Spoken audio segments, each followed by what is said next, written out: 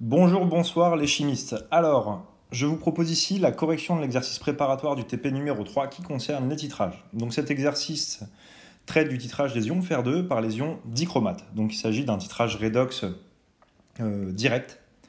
Donc c'est un cas assez simple au niveau expérimental. Par contre, évidemment, j'ai choisi une équation de réaction qui va poser quelques difficultés afin de vous permettre justement de réviser au mieux ces points-là. Donc d'abord, je vais commencer par un petit schéma du montage expérimental. Donc on a la solution titrée ici avec un agitateur.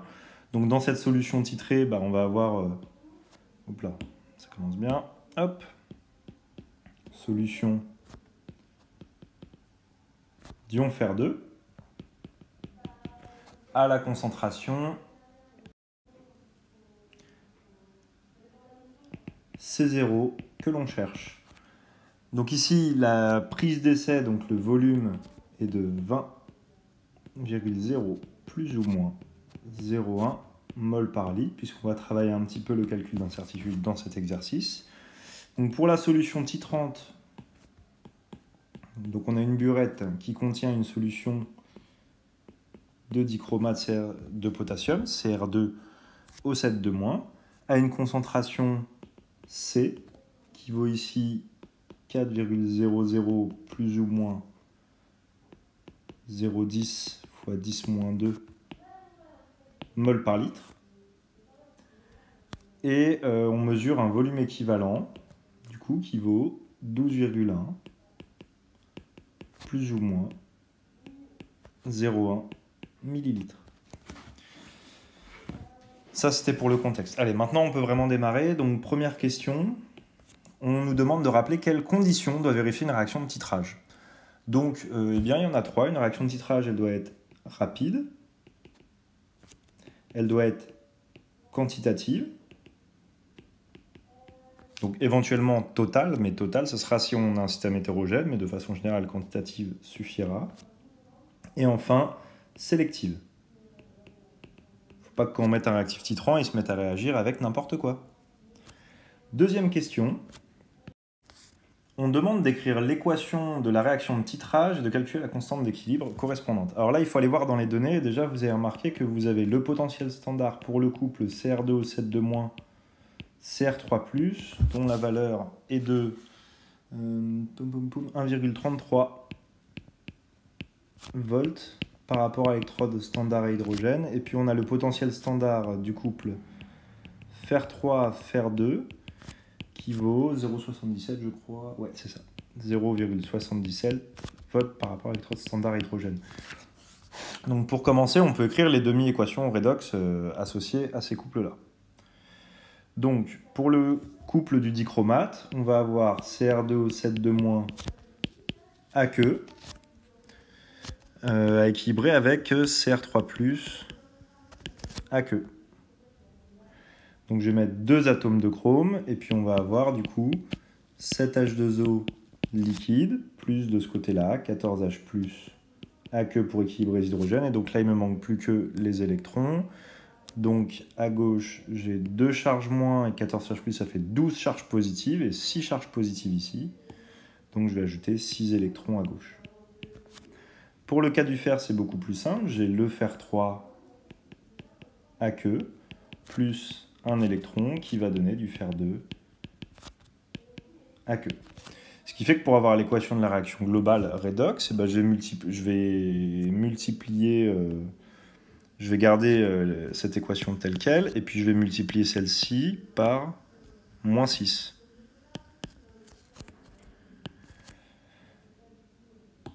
L'équation finale s'écrit donc 6 fer2 à queue plus Cr2O7- à queue, qui va donner 6 fer3 à queue, plus, alors attendez que je ne me plante pas, 2Cr3+ à queue, plus 7H2O liquide. Et là, vous avez l'équation de la réaction du titrage.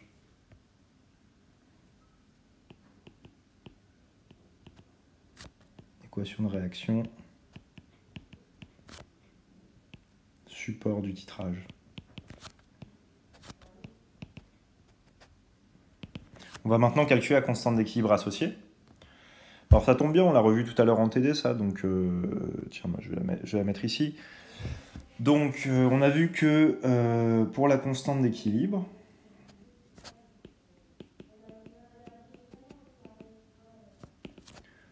on a K standard à 298 Kelvin, qui vaut 10 puissance le nombre d'électrons échangés fois la différence sur 0,06 fois le potentiel standard du couple de l'oxydant, donc Cr2O7 Cr3+, moins le potentiel standard du couple du fer, Fer3, Fer2. Je peux donc faire l'application numérique, et ça va me donner 10 puissance, donc là, alors n, ici, il faut voir ce qu'il vaut. On voit qu'il y a 6 électrons échangés, et comme je multiplie l'autre équation par 6, je trouve la même chose, j'aurai bien 6 électrons échangés. Donc 6 sur 0,06 fois 1,33 moins 0,77. Ce qui nous fait K standard à 298 Kelvin. Donc là, ça me fait du, je divise par 0,01, j'ai 23 et 33, donc ça me fait du 56. Donc on a du 10 puissance 56 ici. Donc là, on peut clairement dire que la réaction est quantitative, ça tombe bien. C'est une des qualités que doit avoir une réaction support d'un titrage. Passons à la troisième question. On nous demande maintenant de déterminer la concentration C0.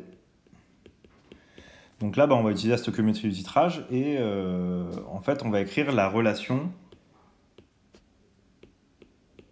à l'équivalence du titrage. Donc en fait, ce qu'on peut dire, l'équivalence, elle peut être définie de deux manières. L'équivalence, elle correspond soit au changement de réactif limitant, c'est-à-dire qu'avant l'équivalence, le titrant Cr2O7 est limitant, et après l'équivalence, c'est le Fer2, ou alors on dit que c'est les proportions initiales qui correspondent aux proportions stoichiométriques. Bref, quoi qu'il en soit, la relation à l'équivalence, ça va revenir à dire que finalement, si on regarde les réactifs ici, là, en haut à droite, j'ai 6 ions Fer2 qui réagissent pour un ion dichromate. Par conséquent, à l'équivalence, je vais avoir 6 fois plus de Fer2 que de dichromate. Ce qui conduit à écrire de la manière suivante que NFE2+, donc titré, sur 6, c'est égal à NCr2O7 versé à l'équivalence. D'accord? Donc une relation équivalence, ça s'écrit comme ça.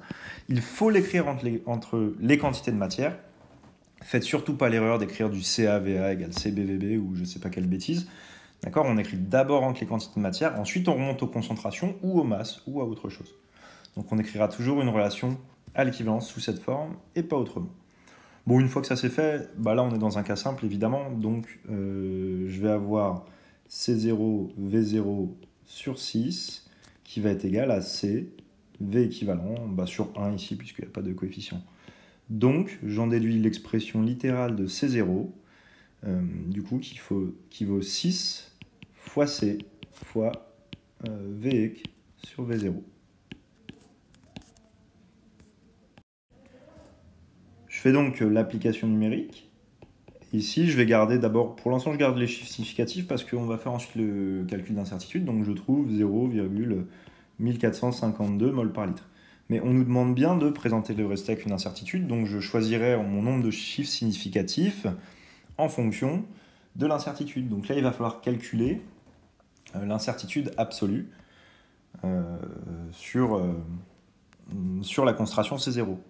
Donc, petit rappel au passage. D'accord? Donc là, on va faire le calcul d'incertitude.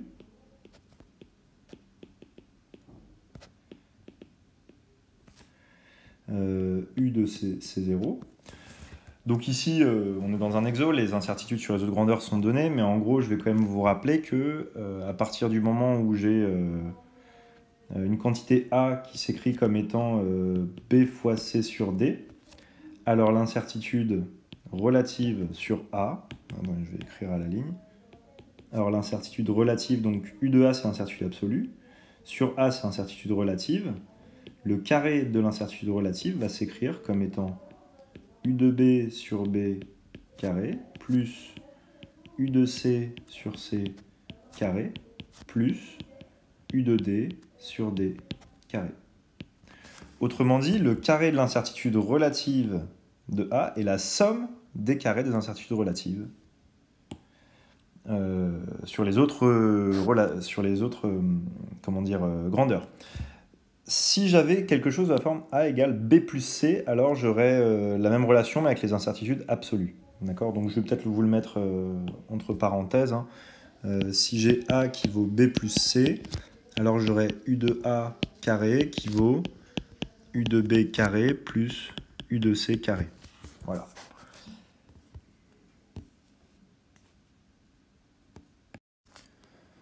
Bon, cela étant dit, dans notre cas,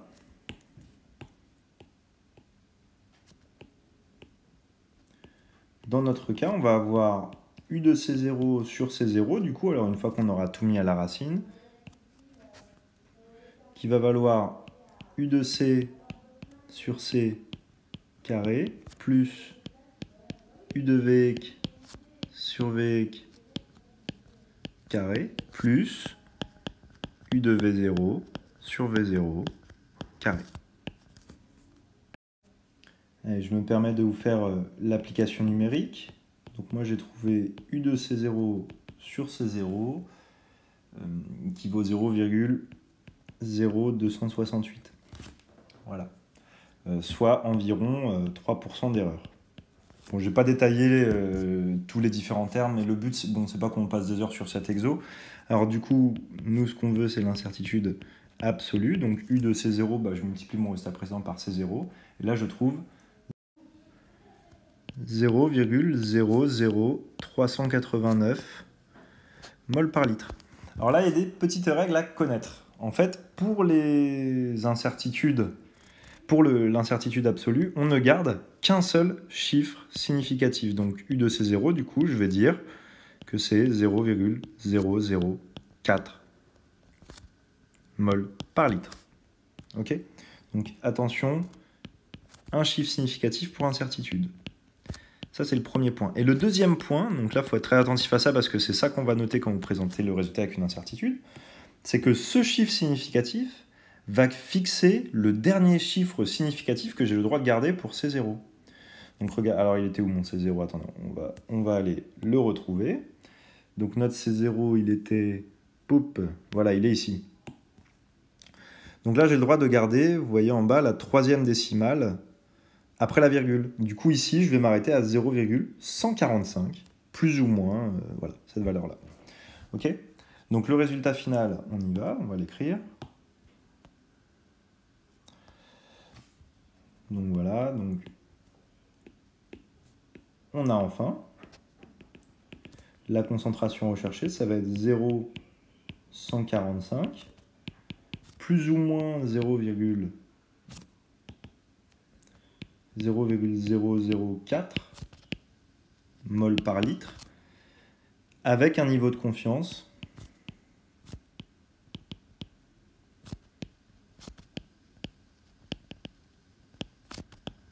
de 95%.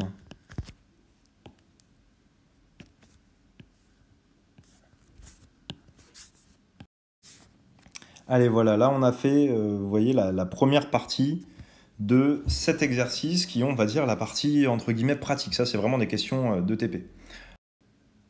Partie avec les potentiels de Nernst à exprimer selon le volume, ça c'est une partie qui est franchement pas évidente, donc pour ça que je voulais que vous la revoyiez en exercice préparatoire. Donc question 4, on vous demande soit le potentiel par rapport à une électrode standard à hydrogène d'une électrode de platine, donc c'est le potentiel de l'électrode de platine, plongeant dans la solution lors du titrage. Exprimez E en fonction de V, où V est le volume exprimé en millilitres de la solution titrante. Voilà. Alors là, je vais prendre un petit peu de temps parce que c'est pas quelque chose d'évident. Donc d'abord, je réécris l'équation de réaction. Voilà, moi j'ai fait mon grand tableau. Alors n'hésitez pas à faire de même et puis à mettre pause pour pouvoir suivre.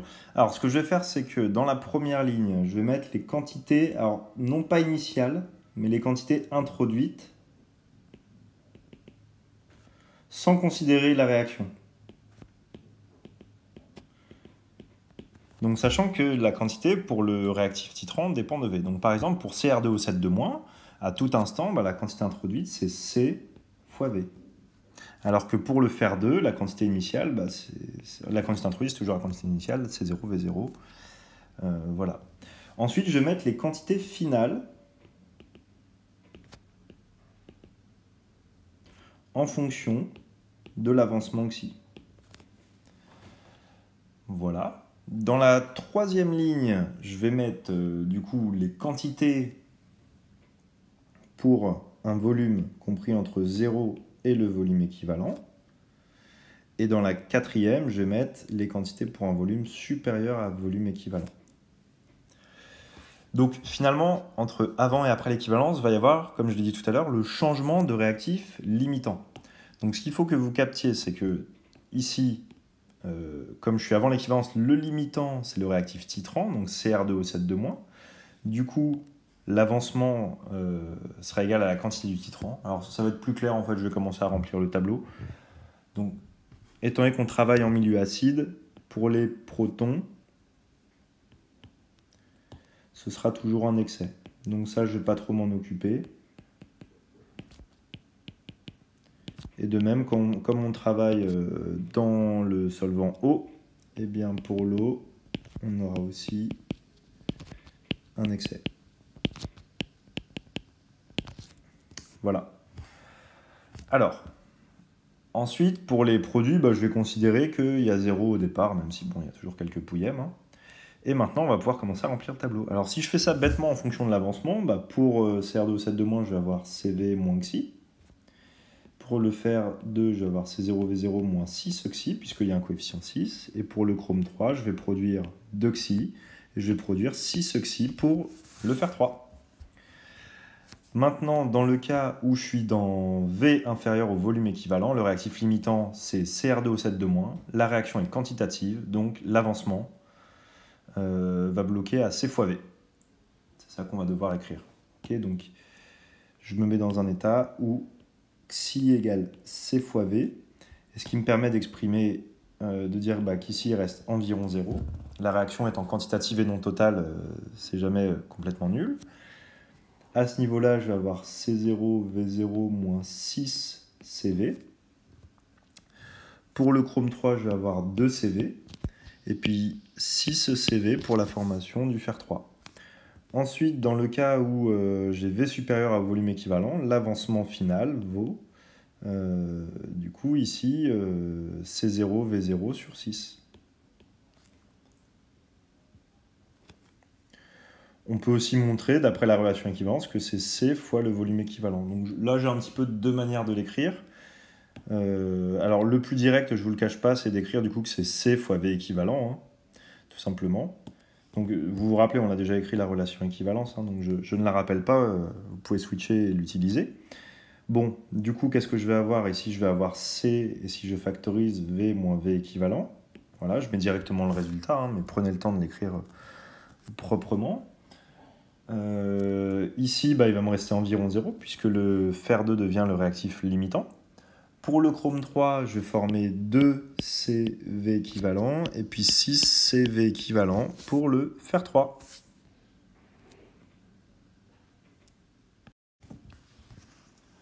Une fois qu'on a fait proprement ce tableau, c'est beaucoup plus facile de répondre, forcément. Donc on y va pour petit a, je vais exprimer le potentiel pour un volume compris entre 0 et le volume équivalent. Alors l'histoire, c'est qu'en pratique, je peux toujours choisir le couple de mon choix, ça veut dire le couple du chrome ou le couple du fer. En pratique, le seul que je suis capable d'exprimer mathématiquement, c'est le couple pour lequel les deux espèces coexistent. Donc, dans le cas du dichromate, on voit que j'ai une concentration qui est inconnue ici, donc ça va être très difficile d'exprimer le potentiel de Nernst, bien qu'il soit défini en toute rigueur. Par contre, je peux exprimer la concentration en fer 2 et en fer 3, ce qui me permet bien d'écrire une équation. Donc je vais avoir E standard fer 3 fer 2 plus 0,06 sur 1 log de fer 3 sur fer 2. Hop. Du coup, je peux remplacer par leur expression. Et donc, je vais avoir potentiel pour V inférieur à V équivalent, qui vaut le potentiel standard du couple fer 3, fer 2, plus 0,06 sur 1 log. Donc pour le fer 3, alors ce que je vais faire, c'est que je peux simplifier un peu mon histoire. Hein. Pour le fer 3, alors je vais garder 6C fois V, et puis pour le fer 2, je vais remplacer C0, V0 comme on a vu par 6 fois CV, ce qui va largement me simplifier la vie. Donc je vais arriver pour le fer 3, alors du coup le 6 va sauter, donc je vais arriver à V sur VEC moins V.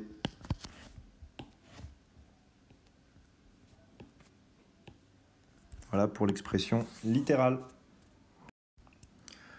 Allez, pour le potentiel après l'équivalence, j'explique le principe, mais je ne vous fais pas tout, hein. Cette fois-ci, je vous laisse un petit peu chercher. Alors attention, il est plus compliqué, donc il faut quand même le faire. C'est-à-dire que là, je me mets après l'équivalence, donc je considère que le couple où les deux constituants coexistent avec des quantités connues, c'est le couple dichromate-chromate. Alors que pour le couple du fer, c'est compliqué. Du coup, je vais exprimer E de V supérieur à V équivalent en prenant la loi de Nernst pour le couple CR2 O7 CR3+. Et donc là, je ne vous cache pas que je ne vais pas m'embêter. Je vous mets directement ce que j'ai trouvé, donc 0,06 sur 6, log 2, alors celle-ci est un petit peu plus compliquée. Après, je ne suis pas à l'abri d'une erreur, hein, mais vous me direz. Donc V moins VEC, facteur de V plus VEC, le tout divisé par 4C VEC au carré. Voilà, donc je vous ai dit, celle-ci est un peu plus complexe. Donc là, il faut vraiment bien développer la loi de Nernst, tenir compte du fait que le pH vaut 0, ça joue. Voilà. Allez, je passe du coup au potentiel pour V égale VE. Alors celui-là, on ne peut pas le deviner si on n'a pas la technique, hein, donc je vais détailler un petit peu. Alors en fait, c'est un peu compliqué parce que quand on est à l'équivalence, bon, j'ai pas mis la ligne ici, mais on est dans le cas où on a à la fois les ions dichromates qui sont en quantité difficile à exprimer et à la fois les ions fer2, en fait, parce qu'on aura un epsilon et un epsilon prime.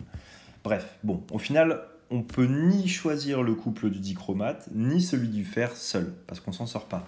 Alors, il y a un petit artifice mathématique à connaître, mais qui est aussi logique, c'est de se dire que finalement, on ne sait pas bien exprimer le dichromate et le fer2, par contre, le rapport des deux, bon là, vous devez me croire sur parole, mais je vais vous le démontrer, on peut l'exprimer.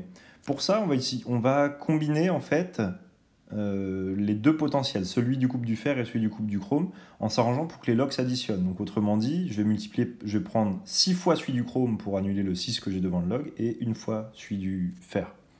Bref, je ne vais pas blatter plus longtemps, je vais vous le montrer, vous me croirez plus facilement si je vous fais voir ça mathématiquement. Donc au final, si je prends 6 fois celui du chrome et une fois celui du fer, je vais écrire que 7 fois le potentiel pour V égale VEC, en tout j'en prends 7, une fois en choisissant celui du couple du fer, fer 3, fer 2, et 6 fois en choisissant celui des ions dichromates.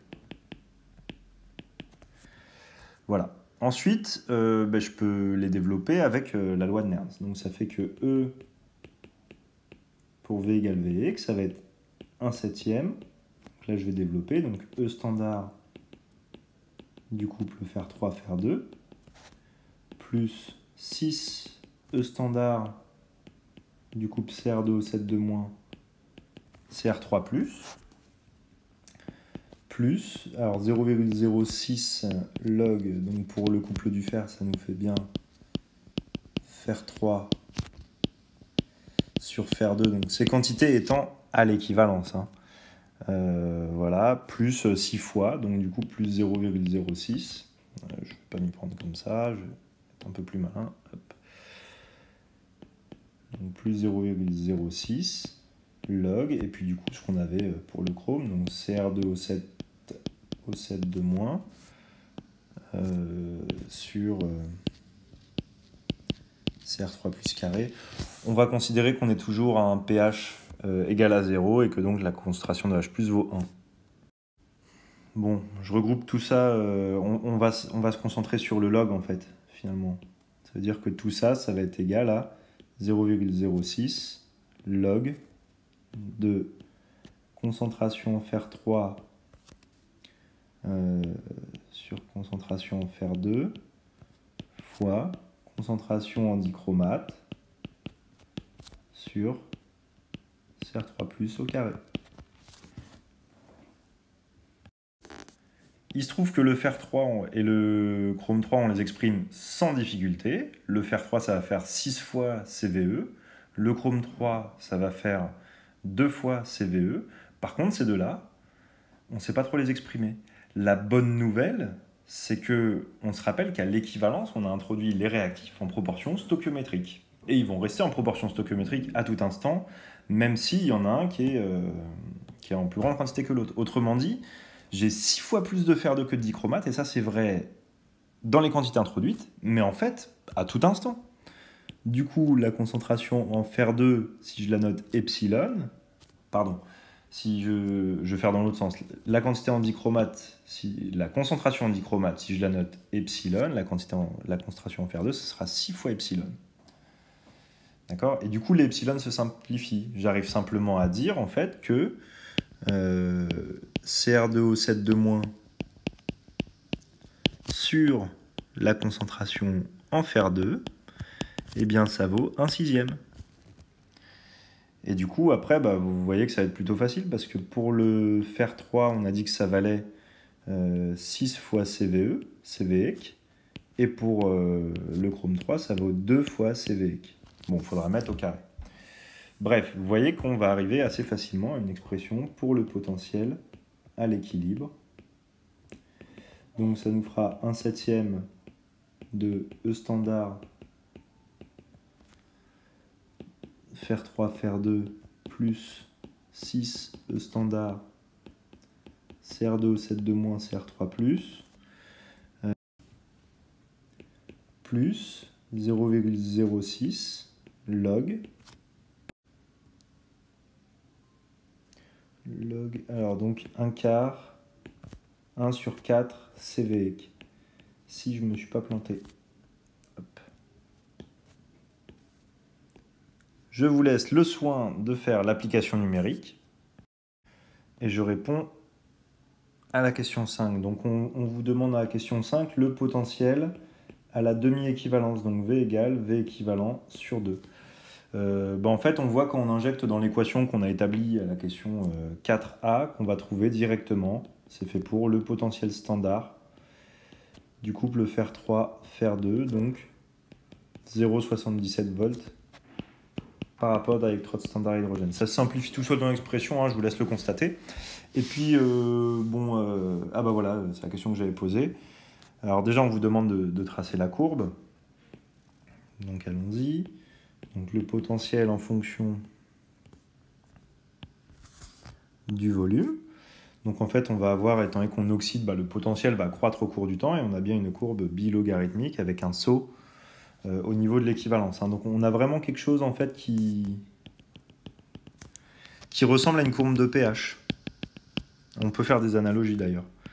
Donc à l'équivalence, j'ai la dérivée de E par rapport à V qui est la plus forte. Ici, j'ai le potentiel pour V égale V équivalent. Et puis, on a vu qu'à la demi-équivalence, donc par ici, avec sur 2, et le potentiel que je vais lire sur la courbe, ça sera aussi un début du TP, c'est le potentiel standard du couple titré. De même, en fait, on peut se rendre compte, alors ça c'est l'objet de la question 6, et je vais vous laisser, je vais la laisser à vos soins. C'est comment peut-on déterminer graphiquement les potentiels redox? Alors standard, le premier j'ai répondu, et puis l'autre potentiel standard, voilà, je vous laisse essayer de me trouver une réponse pour une détermination graphique de celui-là. Je pense que déjà là, on en a fait pas mal. Allez, sur ce, je vous souhaite bon courage, bonne révision, et bonne soirée.